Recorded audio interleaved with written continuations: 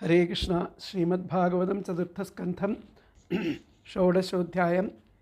ഇതിൽ 15-ാമത്തെ ശ്ലോകം വരെ എടുത്തു. ബാക്കിയുള്ള ഭാഗങ്ങൾ കേൾക്കാം. അതുവരെയുള്ള ഭാഗങ്ങൾ നമുക്കൊന്ന് വായിച്ചു നോക്കാം. ഓം നമോ ഭഗവതേ വാസുദേവായ.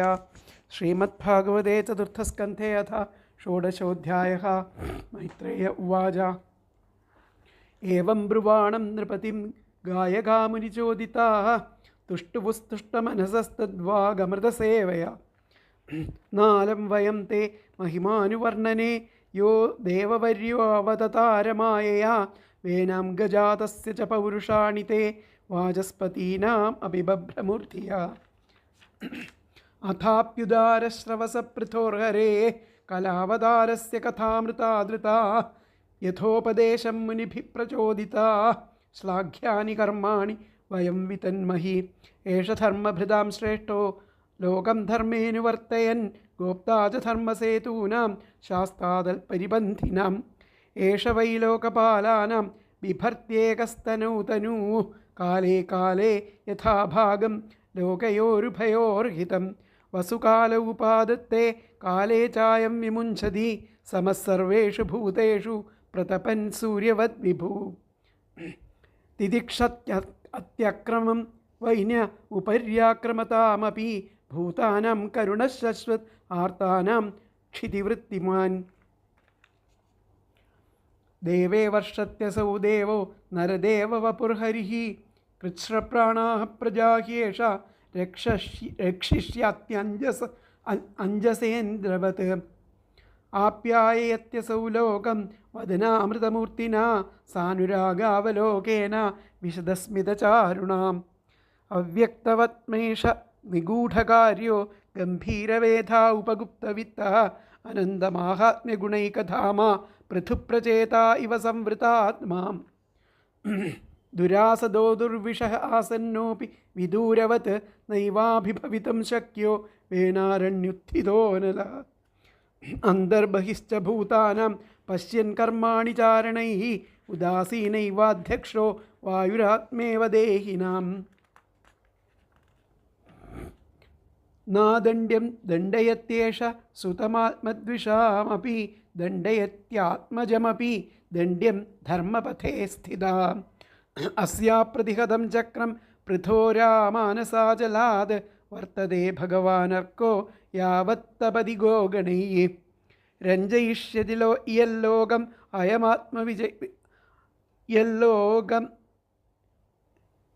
രഞ്ജയിഷ്യതി യല്ലോകമയമാത്മവിശ്ചേഷ്ടിതൈഃ അഥാമുമാഹു രാജാനം മനോരഞ്ജനകൈഃ പ്രജാ ദൃഢവ്രത സത്യസന്ധോ ബ്രഹ്മണ്യോ വൃദ്ധസേവക ശരണ്യസർവഭൂതാനാം മാനദോ ദീനവത്സല. ഈ ശ്ലോകമാണ് എടുക്കേണ്ടത്. 16-ാമത്തെ. ദൃഢവ്രത സത്യസന്ധോ ബ്രഹ്മണ്യോ വൃദ്ധസേവക ശരണ്യ സർവഭൂതാനാം മാനദോ ദീനവത്സല. അപ്പോൾ കഴിഞ്ഞ ശ്ലോകത്തിൽ പറഞ്ഞു രഞ്ജയിഷ്യതി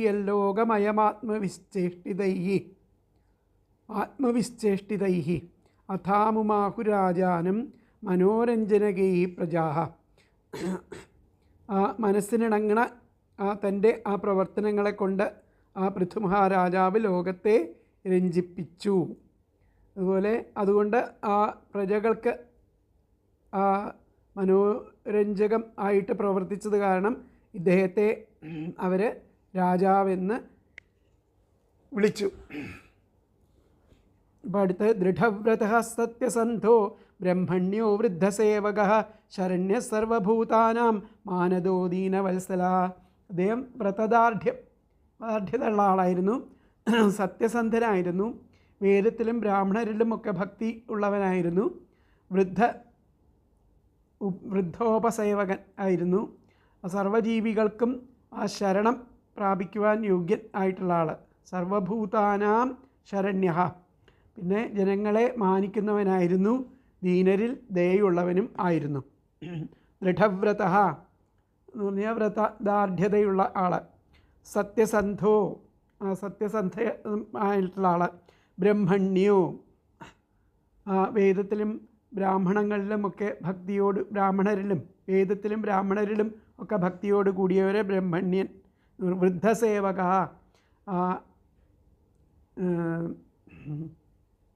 വൃദ്ധന്മാരെ സേവിക്കുന്ന ആൾ, വൃദ്ധോപാസകൻ, അവരെ സേവിക്കുന്ന ആൾ. പിന്നെ ശരണ്യ, ശരണം പ്രാപിക്കുവാൻ യോഗ്യനായിട്ടുള്ള ആൾ. ശരണ്യ, ശരണം പ്രാപിക്കാൻ യോഗ്യനായിട്ടുള്ള ആൾ. സർവഭൂതാനാം, സർവജീവികൾക്കും സർവജീവികളെയും മാനിക്കുന്നവൻ, എല്ലാവരെയും മാനിക്കുന്ന ആൾ. ദീനവത്സല, ദീനന്മാരിൽ ദയുള്ള ആൾ. അപ്പോൾ ഇതിലത്തെ പദങ്ങളൊന്ന് നോക്കാം. ദൃഢവ്രത, വ്രതദാർഢ്യതയുള്ളവനും. സത്യസന്ധ, സത്യസന്ധനും. ബ്രഹ്മണ്യ, വേദത്തിലും ബ്രാഹ്മണരിലും ഭക്തിയോടുകൂടിയവനും. വൃദ്ധസേവക, വൃദ്ധോപാസകനും. സർവഭൂതാനാം, സർവജീവികൾക്കും. ശരണ്യ, ശരണം പ്രാപിക്കുവാൻ യോഗ്യനും. മാനദ, ജനങ്ങളെ മാനിക്കുന്നവനും. ദീനവത്സല, ദീനരിൽ ദയയുള്ളവനും ആയിരുന്നു. എന്നുകൂടി പറയാം. ദൃഢവ്രത, വ്രതദാർഢ്യതയുള്ളവനും. സത്യസന്ധ, സത്യസന്ധനും. ബ്രഹ്മണ്യ, വേദത്തിലും ബ്രാഹ്മണരിലും ഭക്തിയോടുകൂടിയവനും. വൃദ്ധസേവക, വൃദ്ധോപാസകനും. സർവഭൂതാനാം, സർവജീവികൾക്കും. ശരണ്യ, ശരണം പ്രാപിക്കുവാൻ യോഗ്യനും. മാനദ, ജനങ്ങളെ മാനിക്കുന്നവനും. ദീനവത്സല, ദീനരിൽ ദയുള്ളവനും ആയിരുന്നു. അപ്പോൾ അതിലത്തെ അന്വയം വന്നിട്ട് ദൃഢവ്രത, സത്യസന്ധ, ബ്രഹ്മണ്യ, വൃദ്ധസേവക, സർവഭൂതാനാം. ശരണ്യ, മാനദ, ദീനവത്സല. എന്നുകൂടി പറയാം. ദൃഢവ്രത, സത്യസന്ധ, ബ്രഹ്മണ്യ, വൃദ്ധസേവക, സർവഭൂതാനാം. ശരണ്യ, മാനദ, ദീനവത്സല. വ്രതദാർഢ്യതയുള്ളവനും, സത്യസന്ധനും. വേദത്തിലും ബ്രാഹ്മണരിലും ഭക്തിയോടുകൂടിയവനും. വൃദ്ധോപാസകനും. സർവജീവജാലങ്ങൾക്കും ശരണം പ്രാപിക്കുവാൻ യോഗ്യനും. ജനങ്ങളെ മാനിക്കുന്നവനും. ദീനരിൽ ദയുള്ളവനും ആയിരുന്നു. അപ്പോൾ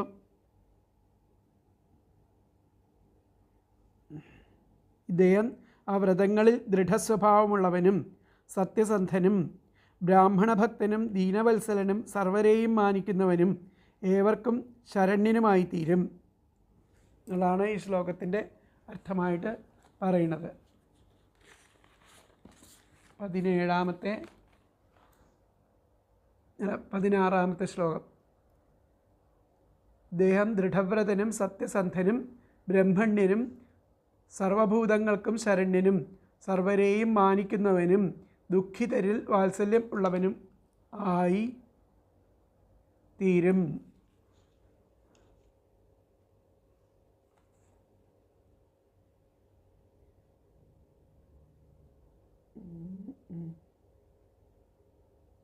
ഇദ്ദേഹം സ്വധർമാനുഷ്ഠാനങ്ങളിൽ ദൃഢനിശ്ചയമുള്ളവനും സത്യം വിടാത്തവനും ബ്രാഹ്മണഭക്തനും വയസ്സുകൊണ്ടും അറിവുകൊണ്ടും മേന്മ ഉള്ളവരെ ഉപചരിക്കുന്നവനും സകലഭൂതങ്ങൾക്കും രക്ഷയെ നൽകുന്നവനും അവയ്ക്കെല്ലാം യഥോചിതം സൽക്കാരം ചെയ്ത് മാനിക്കുന്നവനും ദുഃഖിതന്മാരിൽ കാരുണ്യവാനും വാത്സല്യവും വിശേഷിച്ച് പ്രകാശിപ്പിക്കുന്നവനും ദുഃഖിതന്മാരിൽ കാരുണ്യവും വാത്സല്യവും വിശേഷിച്ച് പ്രകാശിപ്പിക്കുന്നവനും ആയിരിക്കും. അപ്പോൾ ഇതിലത്തെ വ്യാഖ്യാനത്തിൽ എന്താ പറഞ്ഞത് നോക്കാം.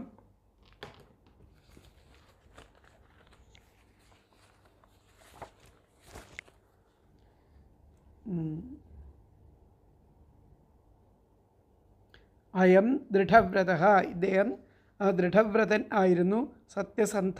സത്യസന്ധനായിരുന്നു. വൃദ്ധസേവക, വൃദ്ധന്മാരെ സേവിക്കുന്നവനായിരുന്നു. ഭൂതാനാം ശരണ്യ, ഭൂതങ്ങൾക്ക് ശരണം കൊടുക്കുന്നവൻ ആയിരുന്നു. അയം ദൃഢവ്രത സത്യസന്ധോ വൃദ്ധസേവക ഭൂതാനാം ശരണ്യ. ഇതാണ് വ്യാഖ്യാനത്തിൽ. അയം ദൃഢവ്രത സത്യസന്ധോ വൃദ്ധസേവക ഭൂതാനാം ശരണ്യ. അപ്പോൾ അടുത്ത ശ്ലോകം നമുക്ക് നോക്കാം. 17-ാമത്തെ ശ്ലോകം. മാതൃഭക്തിപരസ്ത്രീഷു പത്ന്യാമർദ്ധ ഇവാത്മനഃ പ്രജാസു പിതൃവൽ സ്നിഗ്ധ കിം കരോ ബ്രഹ്മവാദിനാം മാതൃഭക്തി പരസ്ത്രീഷു പത്ന്യാമർദ്ധ ഇവാത്മനഃ പ്രജാസു പിതൃവത് സ്നിഗ്ധ കിം കരോ ബ്രഹ്മവാദിനാം. അന്യസ്ത്രീകളിൽ മാതൃസദൃശം ഭക്തിയുള്ളവൻ. മാതൃഭക്തി പരസ്ത്രീഷു, അന്യസ്ത്രീകളിൽ മാതൃഭക്തിയുള്ളവൻ. പിന്നെ പത്ന്യാമർദ്ധ, ഭാര്യയിൽ ഇവാത്മനഃ, അർദ്ധ ശരീരാർദ്ധ തുല്യമായിരിക്കും തൻ്റെ ആ ശരീരാർദ്ധത്തിൻ്റെ തുല്യതയെ ഭാവിക്കുന്നവനായിരുന്നു. പ്രജാസു, പ്രജകളിൽ പിതൃവൽ, പിതൃതുല്യം സ്നിഗ്ധ, സ്നേഹമുള്ളവൻ. പ്രജകളിൽ പിതൃതുല്യം സ്നേഹമുള്ളവനും ബ്രഹ്മവാദിനാം, വേദജ്ഞരുടെ കിങ്കരൻ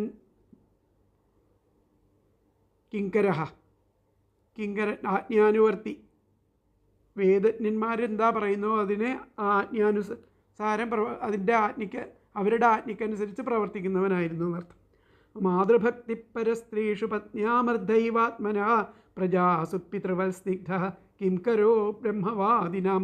അപ്പോൾ പരസ്ത്രീഷു എന്ന് പറഞ്ഞാൽ അന്യസ്ത്രീകളിൽ മാതൃഭക്തി, മാതൃസദൃശം ഭക്തിയുള്ളവനും പത്നിയാം, ഭാര്യയിൽ ആത്മനഃ, തൻ്റെ അർദ്ധ ഇവ, ആർദ്ധതുല്യത ഭാവിക്കുന്നവനും പ്രജാസു, പ്രജകളിൽ പിതൃവൽ, പിതൃതുല്യം സ്നിഗ്ധ, സ്നേഹമുള്ളവനും ബ്രഹ്മവാദിനാം, വേദജ്ഞന്മാരുടെ കിംകരഃ, ആജ്ഞാനുവർത്തിയും ആകുന്നു. പരസ്ത്രീഷു, അന്യസ്ത്രീകളിൽ മാതൃഭക്തി, മാതൃസദൃശം ഭക്തിയുള്ളവനും പത്നിയാം, ഭാര്യയിൽ ആത്മനഃ, തൻ്റെ അർദ്ധേ ഇവ ശരീരാർദ്ധ തുല്യത ഭാവിക്കുന്നവനും പ്രജാസു, പ്രജകളിൽ പിതൃവത്, പിതൃതുല്യം സ്നിഗ്ധ, സ്നേഹമുള്ളവനും ബ്രഹ്മവാദിനാം, വേദജ്ഞന്മാരുടെ കിങ്കരഃ, ആജ്ഞാനുവർത്തിയും ആയിരുന്നു. അപ്പോൾ അദ്ദേഹം പരസ്ത്രീകളോട് മാതാവിനെന്നോണം ഭക്തിയോടെ പെരുമാറുന്ന. അപ്പോൾ ഇതിലത്തെ അന്വയം വന്നിട്ട് പരസ്ത്രീഷു മാതൃഭക്തി പത്ന്യാം ആത്മനഃ അർദ്ധേ ഇവ പ്രജാസു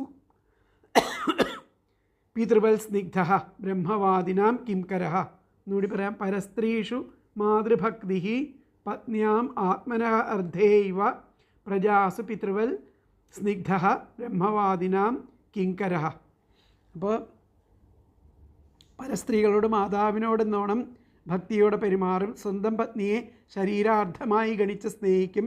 പിതാവ് പുത്രന്മാരോടെന്നോണം പ്രജകളോട് വാത്സല്യമുള്ളവനാകും. ബ്രഹ്മജ്ഞാനികളുടെ ആജ്ഞാനുവർത്തിയും ആകും എന്നുള്ളതാണ്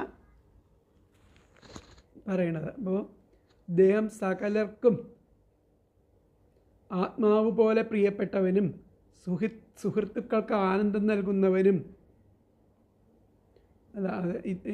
ഇദ്ദേഹം പരസ്ത്രീകളെ അമ്മയെപ്പോലെ കാണുന്നവനും പത്നിയെ ശരീരാർദ്ധം പോലെ സ്നേഹിക്കുന്നവനും പ്രജകളിൽ പിതാവിനൊത്ത സ്നേഹമുള്ളവനും ബ്രഹ്മജ്ഞന്മാരുടെ കിങ്കരനും ആകും. ഈ മഹാരാജാവ് പരസ്ത്രീകളിൽ സ്വമാതാവിനെ എന്ന പോലെ ഭക്തിയുള്ളവനും സ്വഭാര്യയിൽ സ്വശരീരത്തിൻ്റെ അർദ്ധാംശത്തിൽ എന്ന പോലെ പ്രീതിയുള്ളവനും സ്വപ്രജകളിൽ അവരുടെ പിതാക്കന്മാരെ പോലെ സ്നേഹമുള്ളവനും വേദജ്ഞന്മാരുടെ കിങ്കരനും ആയിരിക്കും. അപ്പോൾ അതിൽ വ്യാഖ്യാനത്തിൽ എന്താ പറഞ്ഞതെന്ന് നോക്കാം.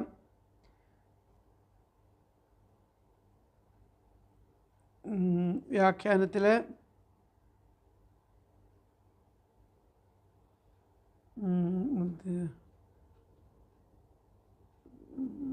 കിങ്കരഃ ദേഹിനാം ആത്മവത്പ്രിയഃ,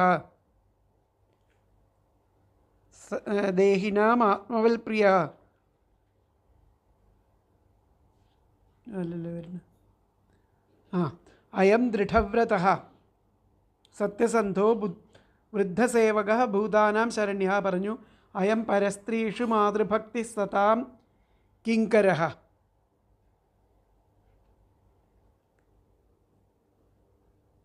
അപ്പോൾ അത്രേ പറഞ്ഞിട്ടുള്ളൂ. അയം പരസ്ത്രീഷു മാതൃഭക്തി, അന്യസ്ത്രീകളിൽ മാതൃഭക്തിയുള്ളവനും സതാം കിങ്കര, സജ്ജനങ്ങളുടെ കിങ്കരനും ആയിരുന്നു. അയം പരസ്ത്രീഷു മാതൃഭക്തി സതാം കിങ്കര. ഇത്രേ വ്യാഖ്യാനത്തിൽ പറഞ്ഞിട്ടുള്ളൂ. അപ്പോൾ അടുത്ത ശ്ലോകം നമുക്ക് നോക്കാം. 18ാമത്തെ ശ്ലോകം. ദേഹിനാം പ്രേഷ്ഠ സുഹൃദാം നന്ദിവർദ്ധന മുക്തസംഗപ്രസംഗോയം ദണ്ഡപാണിരസാധുഷു. ദേഹിനാം പ്രേഷ്ഠ സുഹൃദാം നന്ദിവർദ്ധന മുക്തസംഗപ്രസംഗോയം ദണ്ഡപാണിരസാധുഷു. അതായത് ആ ശരീരികൾക്ക് ഇദ്ദേഹം ആ ജീവന് തുല്യം അതിപ്രിയനും. ദേഹിനാം പ്രേഷ്ഠ സുഹൃദാം നന്ദിവർദ്ധനം ബന്ധുമിത്രാദികൾക്ക് സ്നേഹാധിക്യം വളർത്തുന്നവൻ ആയിരുന്നു. മുക്തസംഗപ്രസംഗോയം അതായത് അനാസക്തരിൽ താല്പര്യമുള്ളവൻ. മുക്തസംഗപ്രസംഗോയം അനാസക്തരായിട്ടുള്ളവരിൽ അവരുമായിട്ട് സക്തന്മാരിൽ താല്പര്യമുള്ളവൻ. പിന്നെ ദണ്ഡപാണിരസാധുഷു ദ്രോഹികളിലെ അന്തകനെ പോലെ, അസാധുഷു അന്തകനെ പോലെ ഉഗ്രദണ്ഡം നൽകുന്നവനും ആയിരുന്നു. ദേഹിനാം പ്രേഷ്ഠ ശരീരികൾക്ക് സ്വന്തം ആത്മാവിനെ പോലെ, സ്വന്തം ജീവന് തുല്യം ശരീരികൾക്ക്. സുഹൃദാം നന്ദിവർദ്ധന സുഹൃത്തുക്കൾക്ക് ബന്ധുമിത്രാദികൾക്കൊക്കെ വളരെയധികം നന്ദിവർദ്ധന സ്നേഹം നൽകുന്നവൻ ആയിരുന്നു. പിന്നെ മുക്തസംഗപ്രസംഗോയം അതായത് അനാസക്തന്മാരിൽ താല്പര്യമുള്ളവനായിരുന്നു. ദണ്ഡപാണിരസാധുഷു ദണ്ഡം കൊടുക്കുന്നവർക്ക് അന്തകനെ പോലെ ദ്രോഹിക്കുന്നവരിലെ ആ അന്തകനെ പോലെ ഉഗ്രദണ്ഡം നൽകുന്നവനും ആയിരുന്നു എന്നർത്ഥം. അതിലത്തെ പദങ്ങൾ ദേഹിനാം ശരീരികൾക്ക്, അയം ഇദ്ദേഹം, ആത്മവൽ ജീവന് തുല്യം, പ്രേഷ്ഠ അതിപ്രിയനും, സുഹൃദാം ബന്ധുമിത്രാദികൾക്ക്, നന്ദിവർദ്ധന സ്നേഹാധിക്യം വരുത്തുന്നവനും, അസാധുഷു ദ്രോഹികളിൽ, ദണ്ഡപാണി അന്തകനെപ്പോലെ ഉഗ്രദണ്ഡം നൽകുന്നവനും, മുക്തസംഗപ്രസംഗ അനാസക്തന്മാരിൽ താല്പര്യം ഉള്ളവനും ആകുന്നു. കൂടി പറയാം. ദേഹിനാം ശരീരികൾക്ക്, അയം ഇദ്ദേഹം, ആത്മവൽ ജീവന് തുല്യം, പ്രേഷ്ഠ അതിപ്രിയനും, സുഹൃദാം ബന്ധുമിത്രാദികൾക്ക്, നന്ദിവർദ്ധന സ്നേഹാധിക്യം വരുത്തുന്നവനും, അസാധുഷു ദ്രോഹികളിൽ, ദണ്ഡപാണി അന്തകനെപ്പോലെ ഉഗ്രദണ്ഡം നൽകുന്നവനും, മുക്തസംഗപ്രസംഗ അനാസക്തരിൽ താല്പര്യമുള്ളവനും ആകുന്നു. അപ്പോൾ ഇതിലത്തെ അന്വയം വന്നിട്ട് ദേഹിനാം അയം ആത്മവത് പ്രേഷ്ഠം സുഹൃദാം നന്ദിവർദ്ധനം അസാധുഷു ദണ്ഡപാണി മുക്തസംഗപ്രസംഗ. എന്നുകൂടി പറയാം. ദേഹിനാം അയം ആത്മവത് പ്രേഷ്ഠ സുഹൃദാം നന്ദിവർദ്ധനം അസാധുഷു ദണ്ഡപാണി മുക്തസംഗപ്രസംഗ. ശരീരികൾക്ക് ഇദ്ദേഹം ജീവന് തുല്യം അതിപ്രിയനും, ബന്ധുമിത്രാദികൾക്ക് സ്നേഹാധിക്യം വരുത്തുന്നവനും, ദ്രോഹികളിൽ അന്തകനെപ്പോലെ ഉഗ്രദണ്ഡം നൽകുന്നവനും, അനാസക്തരിൽ താല്പര്യമുള്ളവനും ആകുന്നു. അപ്പോൾ ബ്രഹ്മജ്ഞാനികളുടെ ആജ്ഞാനുവർത്തിയാകുന്നു ഇദ്ദേഹം. ജീവജാലങ്ങളെയെല്ലാം സ്വന്തം ജീവനെപ്പോലെ സ്നേഹിക്കും, സുഹൃത്തുക്കളെ ആദരിച്ച് സന്തോഷിപ്പിക്കും, നിസ്സംഗരായിരിക്കുന്ന യതിവര്യന്മാരുമായിട്ട് കൂട്ടുചേരും, ദുഷ്ടന്മാരെ സംബന്ധിച്ചിടത്തോളം യമനായിരിക്കും ഇദ്ദേഹം. അപ്പോൾ ഇദ്ദേഹം സകലർക്കും ആത്മാവ് പോലെ പ്രിയപ്പെട്ടവനും, സുഹൃത്തുക്കൾക്ക് ആനന്ദം നൽകുന്നവനും, നിസ്സംഗന്മാരായിട്ടുള്ളവരിൽ പ്രീതിയുള്ളവനും, ദുഷ്ടന്മാരിൽ യമതുല്യനും ആയിരുന്നു. അപ്പോൾ സകല ശരീരികളും അവരവരുടെ ആത്മാവിനെ എന്ന പോലെ ഈ രാജാവിനെ സ്നേഹിക്കും. സുഹൃജ്ജനങ്ങൾക്ക് ഇദ്ദേഹം സുഖത്തെ വർദ്ധിപ്പിക്കും. വിഷയസംഘം ഉപേക്ഷിച്ചിരിക്കുന്ന ജ്ഞാനികളിൽ പ്രകൃഷ്ടമായിരിക്കുന്ന ചേർച്ചയുള്ളവനായിരിക്കും. ദുർവ്യാപാരത്തിൽ ഏർപ്പെടുന്നവരിൽ ഇദ്ദേഹം അന്തകതുല്യനായിരിക്കും. അദണ്ഡ്യനെ ദണ്ഡിക്കയില്ലെന്ന് മുമ്പേ പറഞ്ഞതിൽ പക്ഷപാതം ഇല്ലായ്മയും, അസാധുഷു ദണ്ഡപാണിരിവ എന്നതുകൊണ്ട്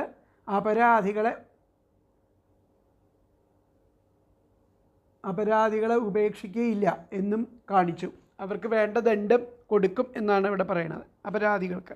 അപ്പോൾ ഇതിൽ വ്യാഖ്യാനത്തിൽ ദേഹിനാം ആത്മവൽ പ്രിയ ശരീരികൾക്ക് ആത്മാവിന് തുല്യം പ്രിയനും അസാധുഷു സാധുഷു എന്ന് പറഞ്ഞാൽ ദ്രോഹിക്കുന്നവരിൽ ദണ്ഡപാണി ഇവ അവരെ ദണ്ഡം കൊടുക്കുന്നവനും അവരെ ദണ്ഡിക്കുന്നവനുമായിരുന്നു. ഇത്രേ പറയുള്ളൂ.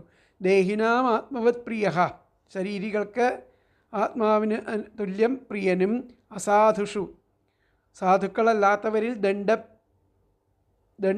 അന്തകനെ പോലെ ദണ്ഡപാണി വടി കയ്യിൽ ധരിച്ചവനെ പോലെ ആയിരുന്നു എന്നർത്ഥം. അപ്പോൾ ദേഹിനാം ആത്മവൽ വിപ്രിയ അസാധുഷു ദണ്ഡപാണിരിവ എന്നാണ് വ്യാഖ്യാനത്തിൽ വരുന്നത്.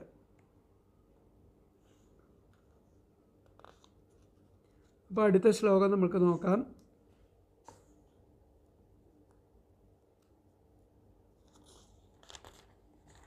അടുത്ത ശ്ലോകം അയം തു സാക്ഷാൽ ഭഗവാംസ്ത്ര്യധീശക്കൂടസ്ഥാത്മാ കലയാവതീർണഃ യസ്മിന്നവിദ്യാരചിതം നിരർത്ഥകം പശ്യന്തി നാനാത്വമഭിപ്രതീതം. അയം തു സാക്ഷാത് ഭഗവാംസ്ത്ര്യധീശഃ കൂടസ്ഥാത്മാ കലയാവതീർണഃ യസ്മിന്നവിദ്യാരചിതം നിരർത്ഥകം പശ്യന്തി നാനാത്വമഭിപ്രതീതം. അപ്പോൾ കഴിഞ്ഞ ശ്ലോകത്തിൽ പറഞ്ഞ അർദ്ധേവാ ഏഷ ആത്മനോ യത് പത്നി തൈത്രീയ സംഹിതയിൽ പറയുന്നുണ്ട്. അതായത് ശരീരാർദ്ധം സ്മൃതാജായ പുണ്യപുണ്യഫലേ സമാ യാജ്ഞവൽക്യസ്മൃതിയിൽ പറയുന്നുണ്ട്. പത്നിയുടെ ശരീരം എന്ന് പറഞ്ഞാൽ പതിയുടെ അർദ്ധശരീരം ആയിട്ടാണ് കണക്കാക്കുക. മുക്തസംഗേഷു പ്രകൃഷ്ടസംഗോ യസ്യ മുക്തസംഗന്മാരിൽ പ്രകൃഷ്ടമായിരിക്കുന്ന സംഘമുള്ള ആളെന്നർത്ഥം. ദണ്ഡപാണി എന്നാൽ അന്തകൻ. ദണ്ഡപാണി എന്ന് പറഞ്ഞാൽ അന്തകനെയാണ്. ഏഷദോഗ്ധ മഹീം വീരോ ഗാം സതീം ഓജസൗഷധീം സമാം കരിഷ്യതേ ചേമാം ധനുഷ്കോട്യ സമന്തതഃ.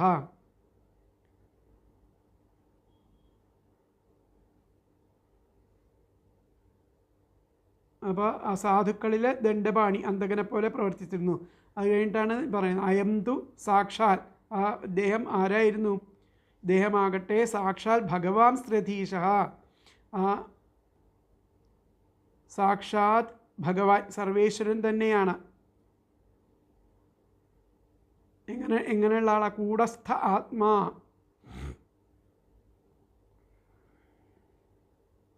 കൂടസ്ഥനായിരിക്കണ, അതായത് നിർവികാരനായിരിക്കുന്ന ആത്മാവ് ആത്മചൈതന്യം കലയാവതീർണ ആ പരമാത്മാവിൻ്റെ കലാവതാരമായിട്ട് അവതരിച്ചിരിക്കുകയാണ്. യസ്മിൻ അവിദ്യാരചിതം അവിദ്യാകൽപിതമായിട്ട് ആ ഭഗവാനാൽ അവിദ്യാരചിതമായിട്ട് നാനാത്വം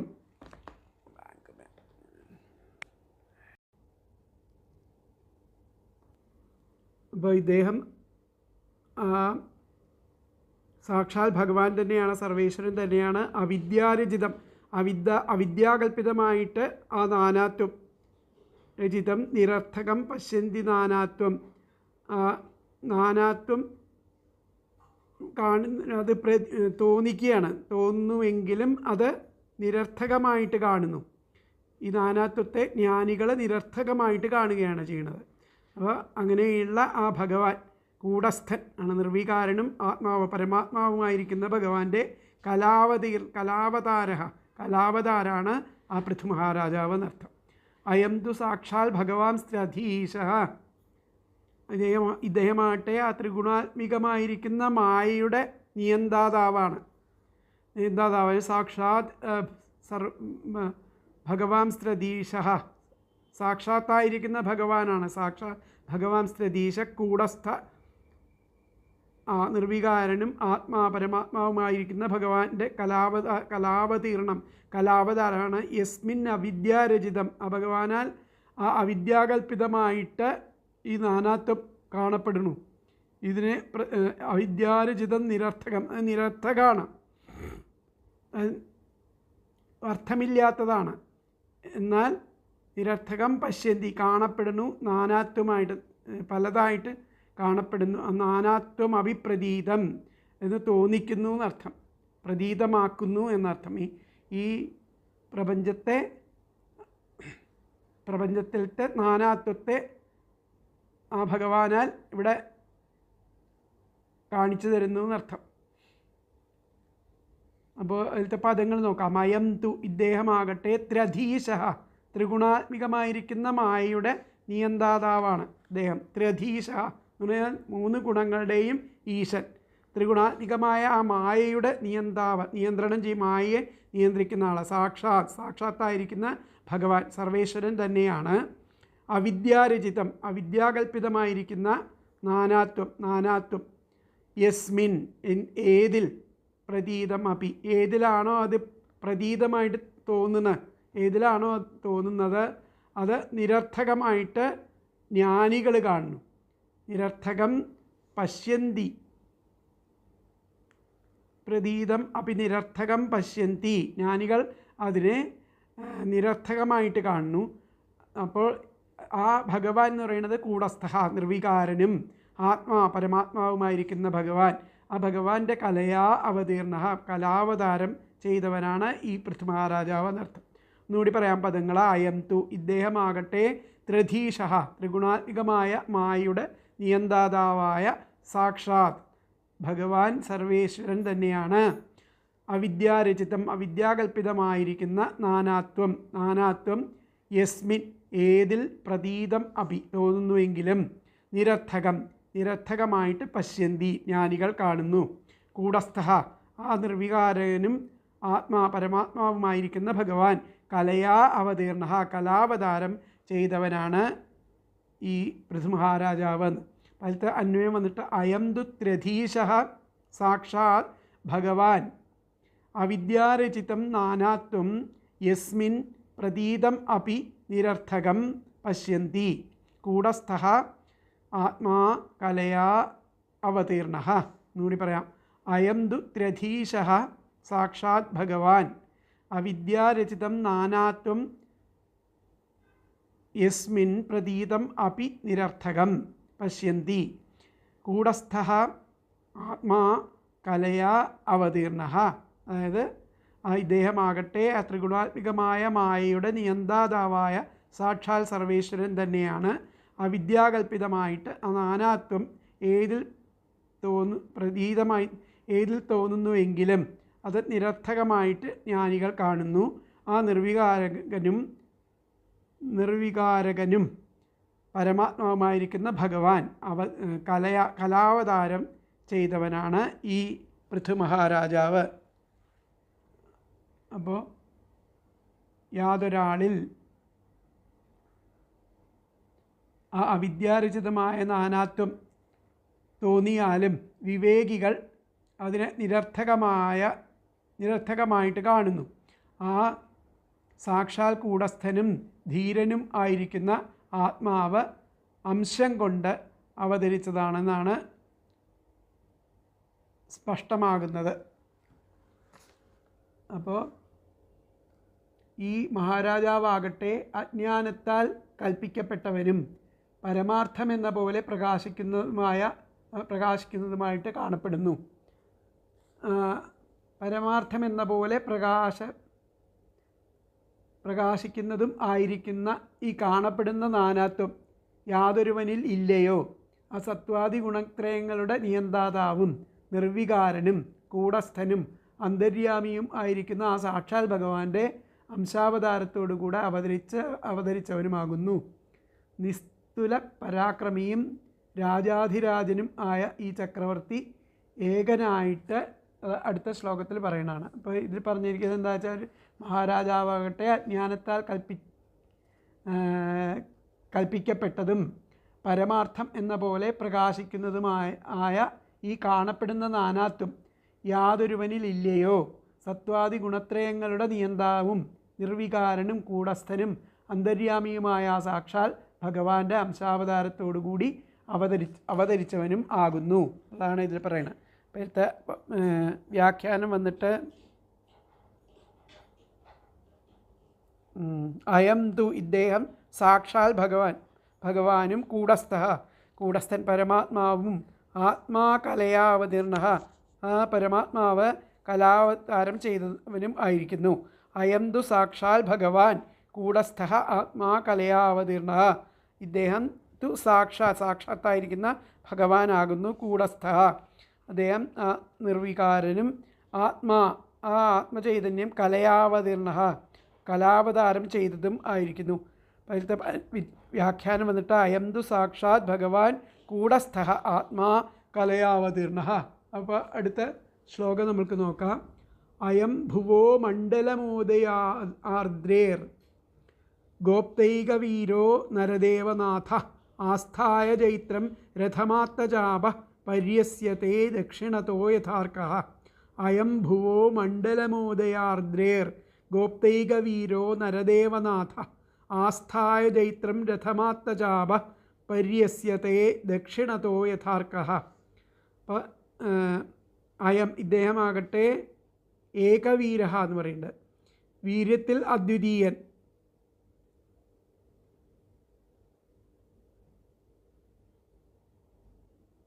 ഏകവീര ഗോപ്തൈകവീരോ, ഏകവീരൻ എന്ന് പറഞ്ഞു കഴിഞ്ഞാൽ വീര്യത്തിൽ അദ്വിതീയൻ. നരദേവനാഥ രാജാതിരാജൻ ആണ്.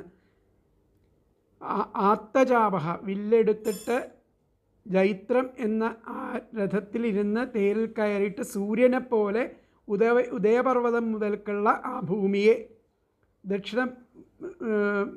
ദക്ഷിണം വരെ ആ ഭൂമിയെ വലം വെച്ചിട്ട് ഭൂമണ്ഡലത്തിൻ്റെ സംരക്ഷകനായിട്ട് അങ്ങനെ സഞ്ചരിക്കുകയാണ് ചെയ്യുന്നത്. അയം ഭുവോ മണ്ഡലമോദയാർദ്രേർ, അദ്ദേഹം ആ ഭൂമണ്ഡലത്തിൻ്റെ ഉദയാർദ്രേർ, ആ ഉദയപർവ്വതം തൊട്ടിട്ട് ഗോപ്തൈകവീരോ നരദേവനാഥ, ഉദയപർവ്വതം തുടങ്ങി ആസ്ഥായ ചൈത്രം രഥമാത്തജാപ പര്യസ്യതേ ദക്ഷിണതോ, ആ ഭൂമിയുടെ ആ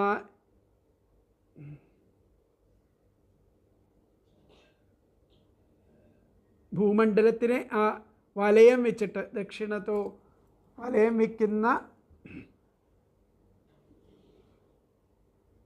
വെച്ച് സംരക്ഷിക്കുകയാണ് ചെയ്യുന്നത്. ഗോപ്തൈകവീരോ സംരക്ഷകനായിട്ട്, ഭൂമണ്ഡലത്തിലെ സംരക്ഷകനായിട്ട് സഞ്ചരിക്കുകയാണ്. ഗോപ്തൈകവീരോ നരദേവനാഥ രാജാതിരാജനാണ്.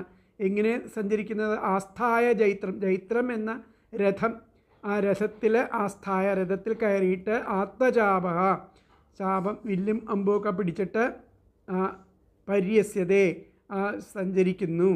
ദക്ഷിണതോ യഥാർക്കഃ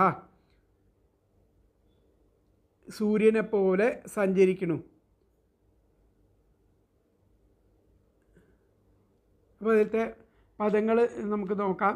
ഏകവീര വീര്യത്തിൽ അദ്വിതീയനും, നരദേവനാഥ രാജാതിരാജനും, ആയ ഇദ്ദേഹം ആത്തജാപം വില്ലും എടുത്ത് ജൈത്രം എന്ന രഥം ആസ്ഥായ തേരിൽ കയറിയിട്ട് അർക്കഹ യഥാ സൂര്യനെ പോലെ ആ ഉദയാർദ്രേ ഉദയപർവ്വതം മുതൽക്കുള്ള ദക്ഷിണഭാഗത്ത് ദക്ഷിണഭാഗം വരെ ആ ഭൂമിയെ വലം വെച്ച് ഭൂമണ്ഡലത്തിൻ്റെ ഗോപ്ത സംരക്ഷകനായിട്ട് പര്യസ്യതേ സഞ്ചരിക്കുന്നു. ഒന്നും കൂടി പറയാം. ഏകവീര ആ വീര്യത്തിൽ അദ്വിതീയനും, നരദേവനാഥ രാജാധിരാജനും ആയിരിക്കുന്ന അയം ഇദ്ദേഹം, ആത്തജാപ വില്ലും എടുത്ത് ജൈത്രം എന്ന രഥം ആസ്ഥായ തേരിൽ കയറിയിട്ട് അർക്കഹ യഥാ സൂര്യനെ പോലെ ആ ഉദയാർദ്രേഹേ ഉദയപർവ്വതം മുതൽക്കുള്ള ദക്ഷിണത തെക്കോട്ടുള്ള ആ ഭൂമിയെ വലം വെച്ച് ആ ആ ഭൂമണ്ഡലത്തിൻ്റെ ഗോപ്ത സംരക്ഷകനായിട്ട് പര്യസ്യതേ സഞ്ചരിക്കുന്നു. അതിലത്തെ അന്വയം വന്നിട്ട് ഏകവീര നരദേവനാഥ അയം ആത്തചാപ ജൈത്രം രഥം ആസ്ഥായ അർക്കഹ യഥാ ഉദയാർദ്രേഹേ ഭുവമണ്ഡലം ഗോപ്ത പര്യസ്യത്തെ. ഒന്നുകൂടി പറയാം. ഏകവീര നരദേവനാഥ അയം ആത്തചാപ ജൈത്രം രഥം ആസ്ഥായ അർക്കഹ യഥാ ഉദയാർദ്രേഹേ ദക്ഷിണത ഭുവമണ്ഡലം ഗോപ്താ പര്യസ്യത്തെ. വീര്യത്തിൽ അദ്വിതീയനും രാജാധിരാജനും ആയ ഇദ്ദേഹം വില്ലും എടുത്ത് ആ ജൈത്രം എന്ന തേരിൽ കയറി സൂര്യനെപ്പോലെ ആ ഉദയപർവ്വതം മുതൽക്കുള്ള ആ ഭൂമിയെ വലം വെച്ച് ഭൂമണ്ഡലത്തിൻ്റെ സംരക്ഷകനായിട്ട് സഞ്ചരിക്കുന്നു എന്നുള്ളതാണ് ഈ ശ്ലോകത്തിൻ്റെ അർത്ഥം ആയിട്ട് പറയണത്. അപ്പോൾ നമുക്ക് നോക്കാം. ത്രിഗുണങ്ങളുടെ അധിപതിയും വികാരരഹിതനും ആത്മസ്വരൂപനും ആയിരിക്കുന്ന ഭഗവാന്റെ കലാവതാരമാണ് ഇദ്ദേഹം. ഇദ്ദേഹത്തിൽ നാനാത്വം തോന്നുന്നത് മായാകൽപിതവും അർത്ഥശൂന്യവും ആണ്. വിവേകികൾ ഏകത്വത്തിൽ മാത്രം ദർശിക്കുന്ന ആളാണ്. ആ ബ്രഹ്മാദി പിപീലികാപര്യന്തം സർവപ്രാണി ബുദ്ധി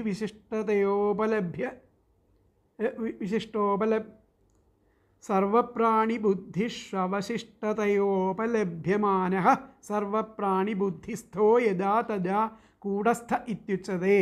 സർവസാരോപനിഷത്തിൽ പറയുന്നുണ്ട്, വീര്യത്തിൽ അദ്വിതീയനായിരിക്കുന്ന ഈ പൃഥ്വിചക്രവർത്തി ഉദയപർവ്വതമടക്കം ഈ ഭൂമണ്ഡലം ആകെ പരിപാലിക്കുന്നു. ജൈത്രം എന്ന രഥത്തിൽ ചാപബാണങ്ങളോടുകൂടി ഇവനായിട്ട് ആദിത്യനെ പോലെ ആ ഭൂമിയെ മുഴുവൻ പ്രദക്ഷിണം ചെയ്യുന്നു. അപ്പോൾ ഏകവീരനായിരിക്കുന്ന ഈ മഹാത്മാവ് ഉദയപർവ്വതം മുതൽ ഭൂമണ്ഡലം മുഴുവൻ പരിപാലിക്കും. ജയശീലം ആയ തൻ്റെ തേരിൽ കയറിയിട്ട് കയ്യിൽ വില്ലെടുത്ത് സൂര്യനെ പോലെ ഭൂമിയെ പ്രദക്ഷിണം വയ്ക്കും.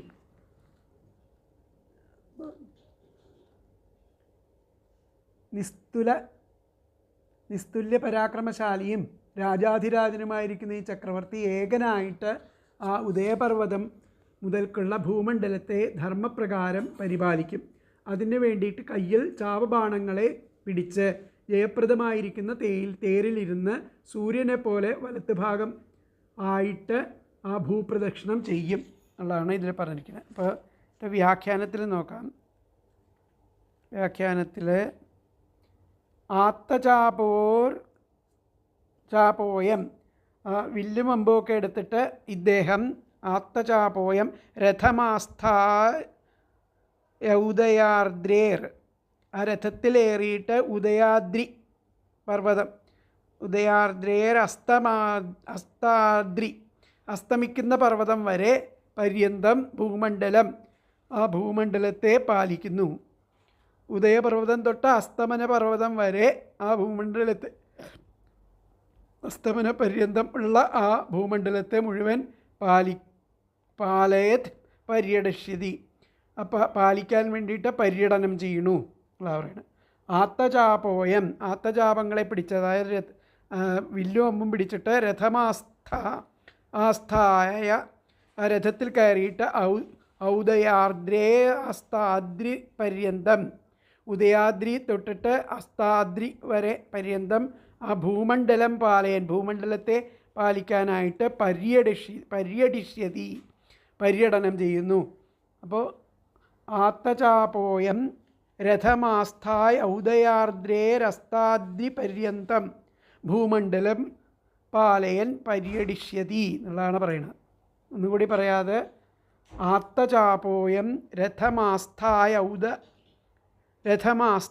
ഔദയാർദ്രേരസ്താദ്രി പര്യന്തം ഭൂമണ്ഡലം പാലയൻ പര്യടിഷ്യതി. അടുത്തത്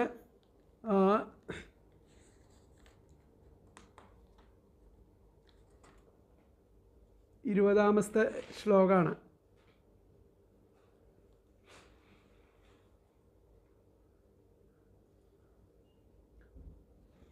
അല്ല 20ാമത്തെ ശ്ലോകം. അയം ഭുവോ അത് കഴിഞ്ഞു. അയം ഭുവോ മണ്ഡലമോദയാർദ്രേർ ഗോപ്തൈക വീരോ നരദേവനാഥ ആസ്ഥായ ചൈത്രം രഥമാത്തജാപ പര്യസ്യതേ ദക്ഷിണതോ യഥാർത്ഥ കഴിഞ്ഞു. 21ാമത്തെ ശ്ലോകം. അസ്മൈ നൃപാലാഹ കില തത്ര ബലിം ഹരിഷ്യന്തി സലോകപാലാഹ മംസ്യന്ത യേഷാം സ്ത്രിയ ആദിരാജം ചക്രായുധം തദ്യശ ഉദ്ധരന്ത്യഃ. അസ്മൈ നൃപാലാഹ കില തത്ര ബലിം ഹരിഷ്യന്തി സലോകപാലാഹ മംസ്യന്ത യേഷാം സ്ത്രിയ ആദിരാജം ചക്രായുധം തദ്യശ ഉദ്ധരന്ത്യഃ. അപ്പോൾ അസ്മൈ ആ ഇദ്ദേഹത്തിന് അവിടെ വെച്ചിട്ട് ലോകപാലന്മാരോട് കൂടിയിരിക്കുന്ന ആ രാജാക്കന്മാർ കപ്പം സമർപ്പിക്കും. പിന്നെ ഇവരുടെ സ്ത്രീകൾ ആ പൃഥുവിനെ അദ്ദേഹത്തിൻ്റെ കീർത്തി ഉദ്ധരിച്ചുകൊണ്ട് ആ ചക്രായുധം ആയിട്ട് മംസ്യന്തേ കരുതുന്നു പോലും. ഭഗവാന്റെ ചക്രായുധത്തിൻ്റെ അവതാരം ആയിട്ടാണ് കരുതുന്നത്. അസ്മൈ ഇദ്ദേഹത്തിന് തത്ര അവിടെ വെച്ചിട്ട് സലോകപാലാഹ ലോകപാലന്മാരോട് കൂടിയിരിക്കുന്ന നൃപാലാഹ രാജാക്കന്മാർ ബലിം ഹരിഷ്യന്തി ബലിയെ സമർപ്പിക്കുന്നു. അസ്മൈ നൃപാലാഹ കില തത്ര ബലിം ഹരിഷ്യന്തി സമർപ്പിക്കുന്നു. പിന്നെ ഏഷാം സ്ത്രീയ ഇവരുടെ സ്ത്രീകളാകട്ടെ ആദിരാജം ആ പൃഥുവിനെ തദ്യശ അദ്ദേഹത്തിൻ്റെ ആ യശസ്സിന് കീർത്തിയെ ഉദ്ധരിച്ചും കൊണ്ട് ചക്രായുധമായിട്ട് മംസ്യന്തേ കില കരുതുന്നു പോലും. ചക്രായുധം ആണ്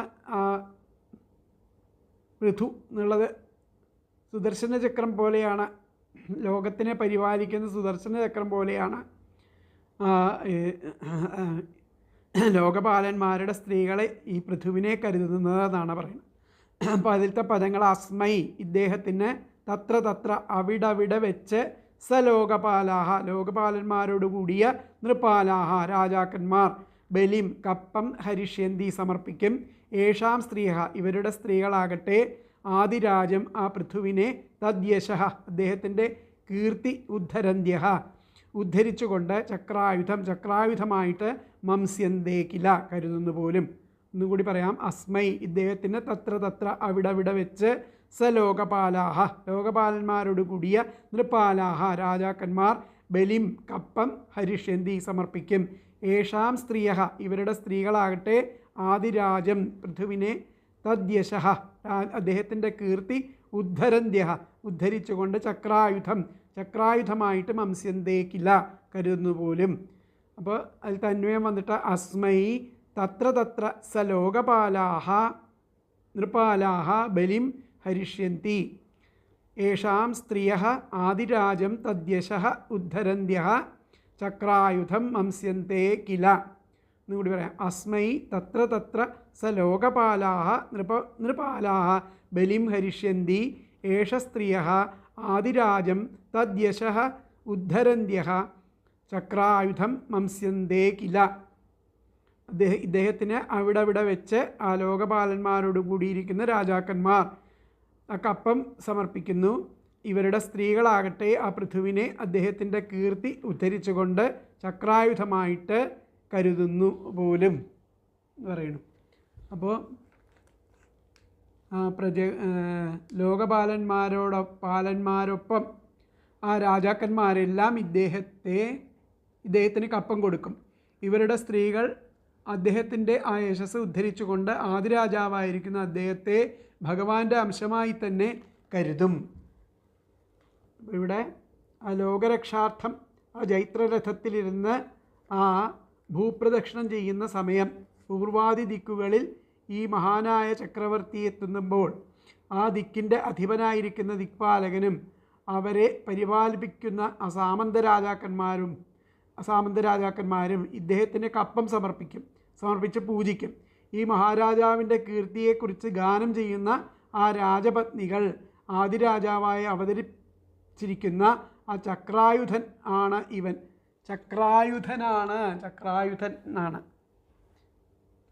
ചക്രായുധൻ ആയിട്ട്, അതായത് സുദർശന ചക്രം പിടിച്ചിരിക്കുന്ന മഹാവിഷ്ണുവിൻ്റെ അവതാരമായിട്ട് കരുതുന്നു എന്നുള്ളതാണ് പറയുന്നത്. ചക്രായുധനായി ഇവനെ അറിയും. ഇതിൽ വ്യാഖ്യാനത്തിൽ സലോകപാലാഹ നൃപാഹ ലോകപാലന്മാരും നൃപാഹ രാജാക്കന്മാരും അസ്മൈ ബലിം ദാസ്യന്തി അദ്ദേഹത്തിന് കപ്പം കൊടുക്കുന്നു. അസ്മൈ ബലിം ദാസ്യന്തി. അധിരാജോയം ആദിരാജാവിനെ അത് അടുത്ത ശ്ലോകത്തിലാണ്. അപ്പോൾ ഇത്രേ പറഞ്ഞിട്ടുള്ളൂ. സലോകപാലാഹ, ലോകപാലന്മാർ എല്ലാവരും, നൃപാഹ, നൃപന്മാരും രാജാക്കന്മാരും, അസ്മൈ, അദ്ദേഹത്തിന് ബലിം ദാംസ്യന്തി, ബലിയെ കൊടുക്കുന്നു, അതായത് കപ്പം കൊടുക്കുന്നു എന്നർത്ഥം.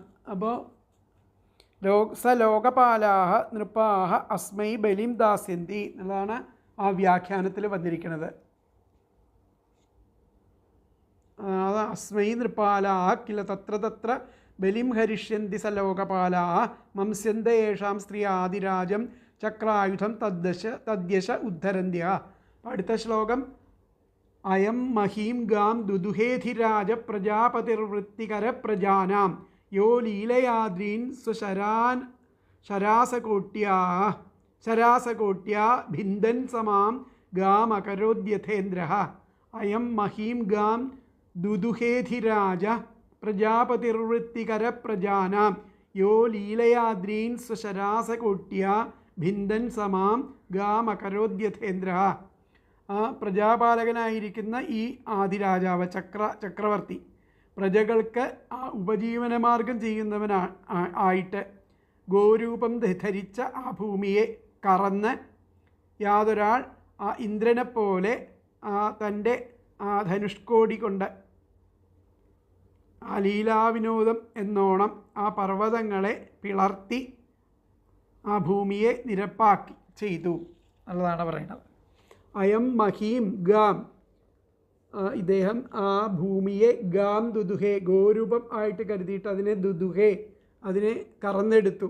അധിരാജ പ്രജാപതിർവൃത്തികര, ആ പ്രജാപാലകനായിരിക്കുന്ന അദ്ദേഹം ആ ഉപജീവന മാർഗത്തെ ഉണ്ടാക്കിക്കൊടുത്തു. പ്രജാനാം, ഉപജീവനമാർഗം ചെയ്യാനായിട്ടാണ് ഇങ്ങനെ ആ ഭൂമിയെ കറന്നത്, ഗോരൂപം ധരിച്ച ഭൂമിയെ കറന്നെടുത്തു. എന്നിട്ട് യോ ലീലയാദ്രീൻ, ലീലയെ പോലെ ആ പർവ്വതങ്ങളെ സ്വശരാസകോട്ട്യ, ശരകോടികളെ കൊണ്ട് ഭിന്ദൻ, പിളർന്ന്, സമാം, ആ ഭൂമിയെ സമമാക്കി, ഗാം അകരോദ്യഥേന്ദ്ര, ആ ഭൂമിയെ നിരപ്പാക്കുക ചെയ്ത് ഇന്ദ്രനെപ്പോലെ അദ്ദേഹം ചെയ്തു എന്ന്. യോ ലീലയാദ്രിൻ സുശരാസകോട്ട്യാ ഭിന്ദൻ സമം ഗാമകരു യഥേന്ദ്ര, ഇന്ദ്രനെ പോലെയാണ് അദ്ദേഹം ആ ധനുഷ്കോടി കൊണ്ട് ആ ലീലാവിനോദം എന്നോണം ആ പർവ്വതങ്ങളെ ഭിന്ദൻ, പിളർത്തിയിട്ട് ഗാം സമാം അകരോത്, ഭൂമിയെ നിരപ്പാക്കി ചെയ്തു. അപ്പോൾ ഇതിലത്തെ പദങ്ങൾ നോക്കാം. പ്രജാപതി, പ്രജാപാലകനായിരിക്കുന്ന അയം, ഇദ്ദേഹം. അധിരാജ, ആ ചക്രവർത്തി. പ്രജാനാം, പ്രജകൾക്ക്. വൃത്തികര, ഉപജീവനമാർഗം ചെയ്യുന്നവനായിട്ട്. ഗാം, ഗോരൂപം ധരിച്ച്. മഹീം, ഭൂമിയെ. ദുദുഹേ, കറന്നു. യഹ, യാതൊരാൾ. ഇന്ദ്രഹ യഥാ, ഇന്ദ്രനെ പോലെ. സ്വശരാസകോട്ട്യ, തൻ്റെ ആ ധനുഷ്കോടി കൊണ്ട്, ധനുസ്സുകളെ കൊണ്ട്. ലീലയാ, ലീലാവിനോദം എന്നോണം. അദ്രീൻ, പർവ്വതങ്ങളെ. ഭിന്ദൻ, പിളർത്തി.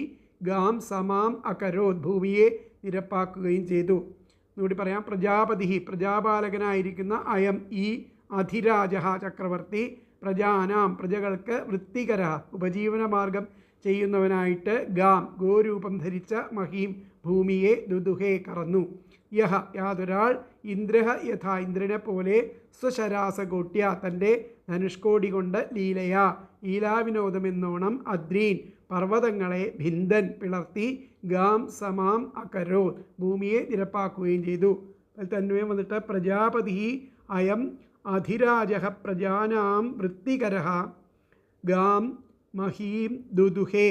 യഹ ഇന്ദ്ര യഥാ സശരാസകോട്ട്യ ലീലയാ അദ്രീൻ ഭിന്ദൻ ഗാം സമാം അകരോൽ.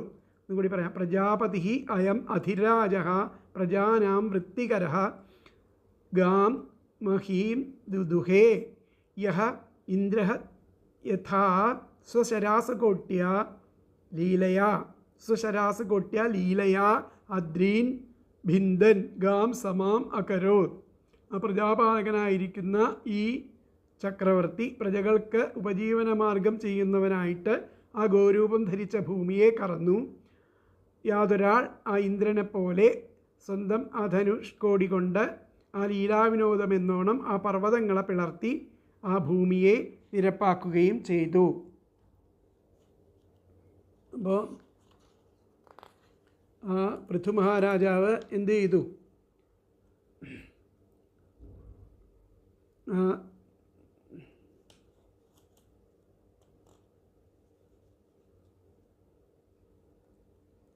അദ്ദേഹം ആ ജൈത്രം എന്ന രഥത്തിൽ ചാപബാണങ്ങളോട് കൂടിയവനായിട്ട് ആദിത്യനെ പോലെ ഭൂമിയിൽ മുഴുവൻ പ്രദക്ഷിണം ചെയ്യും. ഇദ്ദേഹം അപ്രകാരം ദിഗ്വിജയം നടത്തുമ്പോൾ ഓരോ ദിക്കുകളിലുമുള്ള ദിക്പാലന്മാരും സാമന്ത രാജാക്കന്മാരും ഇദ്ദേഹത്തിന് കപ്പം കൊടുക്കും. അവരുടെ പത്നിമാർ ഇദ്ദേഹത്തെ ആദിരാജാവായിട്ട് കരുതും. അങ്ങനെ ഭഗവാന്റെ ചക്രായുധത്തിൻ്റെ അംശാവതാരം ആണ് എന്നാണ് പ്രകീർത്തിക്കുകയും ചെയ്യും.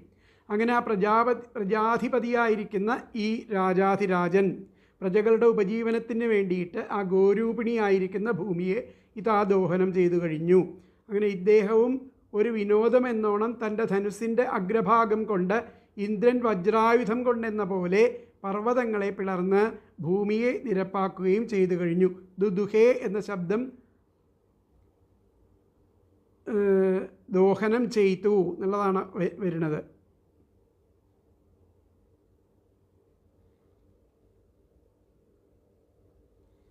അപ്പോൾ ആ പ്രജകൾക്ക് ജീവിതവൃത്തി ഉണ്ടാക്കിക്കൊടുക്കുന്ന ആ പ്രജാപാലകൻ, പ്രജാപതി തുല്യനായിരിക്കുന്ന ആ രാജാവ് ഗോരൂപിണിയായിരിക്കുന്ന ഭൂമിയെ കറക്കും. ഈ പൃഥു വില്ലിൻ്റെ അഗ്രഭാഗത്താൽ ഇന്ദ്രനെ എന്ന പോലെ ആ പർവ്വതങ്ങളെ ഭേദിച്ച് ഭൂമിയെ സമഭാവം ഉള്ളതാക്കും എന്നുള്ളതാണ് പറഞ്ഞിരിക്കുന്നത്. അപ്പോൾ ലോകരക്ഷാത്രം അല്ല അവർ പറഞ്ഞു, ഈ മഹാനായിരിക്കുന്ന ഈ ചക്രവർത്തി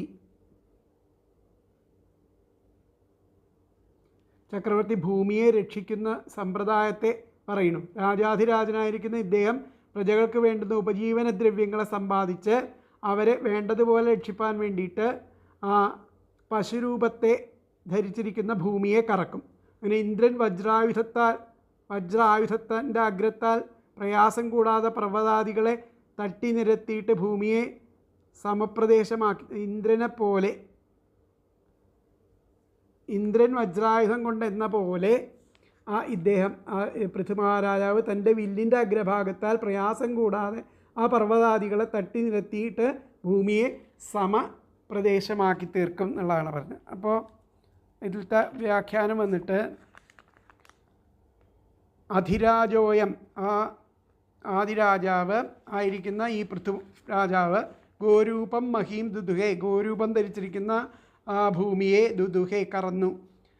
സ്വധനുഷ്കോട്ട്യ, സ്വന്തം ആ ധനുസിൻ്റെ കോടി അനവധി ധനുസിൻ്റെ അഗ്രം കൊണ്ട് അദ്രീൻ, ആ പർവ്വതങ്ങളെ ഭിന്ദൻ പിളർന്നിട്ട് പൃഥ്വിയും, ആ പൃഥ്വിയെ സമാം ചകാര, സമമാക്കി തീർത്തു. അപ്പോൾ അധിരാജോയം, ആ ആദിരാജാവായിരിക്കണ ആ പൃഥു മഹാരാജാവ് ഗോരൂപം മഹി ദുദുഹേ, ഗോരൂപം ധരിച്ചിരിക്കുന്ന ആ ഭൂമിയെ കറന്നു. അങ്ങനെ സ്വധനുഷ്കോട്ട്യ, സ്വന്തം ധനുസിൻ്റെ അഗ്രഭാഗം കൊണ്ട് അദ്രീൻ, ആ പർവ്വതത്തെ ഭിന്ദൻ പിളർന്ന് പൃഥ്വിയും സമാം ചകാര, പൃഥ്വിയെ സമമാക്കി തീർത്തു. അപ്പോൾ അധിരാജോയം ഗോരൂപം മഹീം ദുദുഹേ സ്വധനുഷ്കോട്ട്യ അദ്രീൻ ഭിന്ദൻ പൃഥ്വിയും സമാം ചകാര എന്നുള്ളതാണ് പറഞ്ഞിരിക്കുന്നത്. അപ്പോൾ ബാക്കിയുള്ളത് അടുത്ത ക്ലാസ്സിലെടുക്കാം. ഹരേ കൃഷ്ണ.